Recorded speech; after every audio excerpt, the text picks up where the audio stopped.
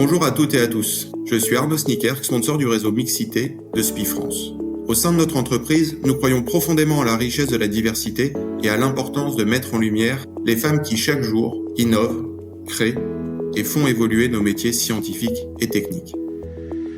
Dans ces podcasts, Énergie féminine, nous vous invitons à découvrir les parcours inspirants de collaboratrices de SPI. Pour chacune d'elles, nous vous proposons 2 interviews. Une première sur le chemin, leurs défis, leurs victoires, et dans une deuxième, leurs conseils issus de leur expérience pour vivre demain dans un monde où chacun trouve sa place et peut dépasser ses limites.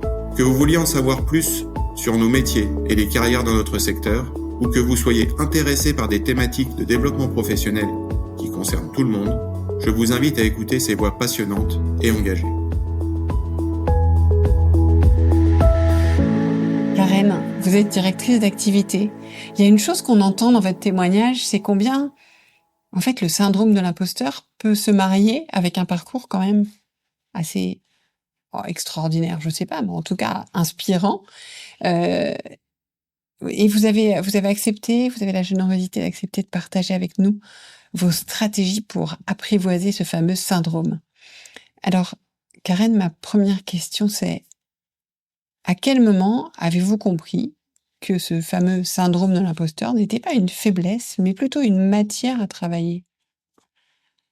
Je l'ai appris plutôt récemment, finalement, quand on m'a proposé ma dernière évolution, c'est-à-dire de passer du monde des services numériques à l'industrie sur le même type de poste, directrice d'activité.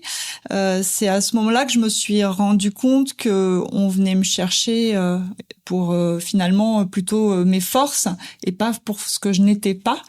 Et ça a été important pour moi de le vérifier d'ailleurs, parce que au début on peut se poser des questions sur pourquoi moi j'ai pas du tout de compétences dans le milieu de l'industrie. Vous avez posé la question?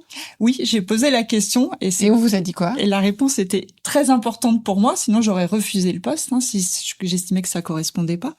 On m'a répondu que on venait me chercher pour mes compétences plutôt commerce, parce que dans le monde de l'industrie, c'est pas forcément ce qui est mis en avant naturellement par rapport au monde de l'informatique.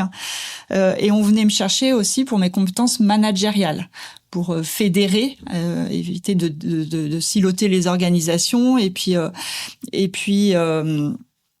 également faire grandir le management intermédiaire qui était plutôt issu du milieu technique initialement. Ok, donc on est venu vous chercher pour ça, et à ce moment-là, vous avez compris qu'en fait, votre atout, c'était vos forces, et que c'était là-dessus qu'il allait falloir vous appuyer. Exactement. Et comment vous l'avez mis en œuvre concrètement? C'est-à-dire que il y a on vous propose ce poste, vous dites pourquoi moi, mais tout d'un coup, après, il faut quand même passer à l'action. C'est pas le tout de l'avoir accepté. C'est comment est-ce que ce syndrome, il revient pas au galop de tous les jours? Eh bien, justement, je me suis appuyée là-dessus pour identifier un projet collectif au sein des équipes. Qui était lié à vos forces? Exactement, autour du commerce, justement, mettre en place des actions pour faire grandir les managers. Donc là, je travaille aussi beaucoup avec mon réseau pour ça. Ça, c'est un point aussi qui est clé. Ouais. Quand on évolue, parce que plus on évolue, plus on peut se sentir seul. Donc, comment j'arrive à m'entourer avec des personnes de confiance qui vont me dire les choses, mais de manière quand même bienveillante, mais qui savent quand même dire les choses. Et ça, c'est très important. Ça vous rassure aussi par rapport au syndrome de l'imposteur. Comment vous les choisissez, ces personnes?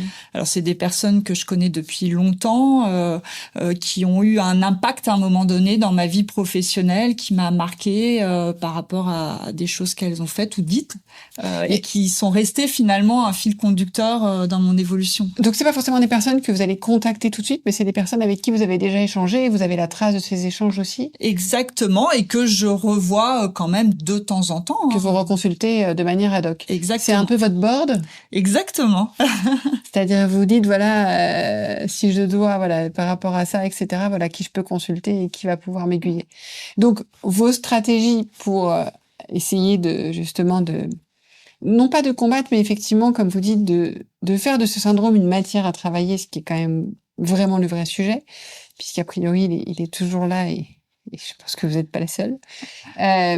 C'est vraiment effectivement, donc vous disiez à la fois de vous prendre appui sur vos forces et de faire des choses sur lesquelles qui vont prendre appui là-dessus, de vous retourner vers votre réseau. Est-ce qu'il y a d'autres choses que vous mettez en place pour ça? Je veux quand même revenir sur la partie force. Oui. Ça m'avait marqué d'ailleurs quand j'avais fait une formation, quand j'étais jeune manager, il y avait un stagiaire qui avait pris un poste qui correspondait pas sur le papier à ses compétences, et le formateur a dit, mais c'est quoi ta lettre de mission? Si on est venu te chercher, c'est parce que il y a une bonne raison. C'est quoi ta lettre de mission? Et c'est vrai qu'à chaque fois que dans mes équipes j'ai quelqu'un qui évolue, je travaille vraiment là-dessus pour que il puisse aussi rendre visible vis-à-vis des équipes pourquoi on est venu le chercher, pour qu'il n'y ait pas entre guillemets erreur sur la marchandise ou des attentes auxquelles on pourrait pas répondre, pour justement rassurer le manager dans sa prise de poste. Donc je me l'applique aussi, quoi. Oui, ça veut dire, en fait, si je comprends bien, c'est effectivement quand un manager va prendre un poste, je vais faire sa fiche de mission qui va dire clairement qui il est en tant que manager et qui ne l'est pas. Et ça clarifie pour tout le monde. Voilà. Et du coup, ça enlève cette question de... Voilà. Et puis en plus, c'est vrai que ça renforce le côté... en fait, on a mis noir sur blanc les raisons pour lesquelles on m'a pris. Exactement. Et vous, donc vous faites aussi votre propre lettre de mission? Ah oui, clairement. Ouais. Et vous la revisitez souvent? Alors, la lettre de mission, pour moi, c'est quand même des cycles de 2-3 ans. Donc, à l'échelle d'une direction d'activité, il y a un temps d'inertie qui fait que le temps qu'on mette en place des actions, bien sûr, ça prend du temps. Oui. On la revisite peut-être tous les 2-3 ans seulement. Oui, c'est une très bonne chose parce que sinon, on n'a pas le temps de mettre. Donc, ça veut dire que pour vos managers, vous la revisitez aussi tous les 2-3 ans. Exactement. Et vous en servez pour l'évaluation? Bien sûr, bien sûr. Et pour faire des feedbacks régulièrement, j'imagine. Exactement. Ça, c'est important de dire les choses, qu'elles soient positives ou points améliorés, mais j'essaie de m'attacher beaucoup à ça, à dire les choses, avoir un peu de courage parfois, mais il faut le faire. Et vous demandez des feedbacks aussi pour justement en termes d'outils pour apprivoiser le syndrome de l'imposteur? Oui, je le fais souvent. Alors les entretiens annuels, par exemple, à la fin, j'ai toujours est-ce que ça correspond, le management correspond, qu'est-ce que t'attends de moi, qu'est-ce qu'on peut améliorer, est-ce qu'on peut toujours améliorer plein de choses. Donc j'essaie aussi de me faire mon auto critique entre guillemets, c'est important aussi pour moi. Ouais, ce qui est pas toujours évident pour les collaborateurs, mais j'essaie d'être à l'écoute. Je comprends. Mais quand on est sur des points d'amélioration, c'est beaucoup plus facile. Quand on circonstancie ce qu'on demande à quelqu'un, c'est vrai que de lui dire en général, c'est un peu compliqué parfois. Mais est-ce qu'il y a autre chose en termes de stratégie pour avancer avec ce fameux syndrome? Après, il faut savoir s'entourer. Ça, pour moi, c'est la clé. Bien s'entourer. Et ça veut dire que vous revisitez régulièrement votre entourage, vous vous dites, tiens, là, oui, j'ai rencontré telle personne, j'aimerais bien l'entrer dans mon board, puisqu'on parlait de board, mais je sais pas, c'est pour imager. Exactement, ça c'est très très important. Et puis moi j'ai la chance d'évoluer, donc quand j'ai des gens qui ont du potentiel, j'essaie aussi de favoriser leur évolution. Donc parfois ils partent, il faut que je les remplace. Alors ça peut être difficile parfois, mais au final à chaque fois je vois plutôt ça comme une opportunité de rebouger un peu les lignes.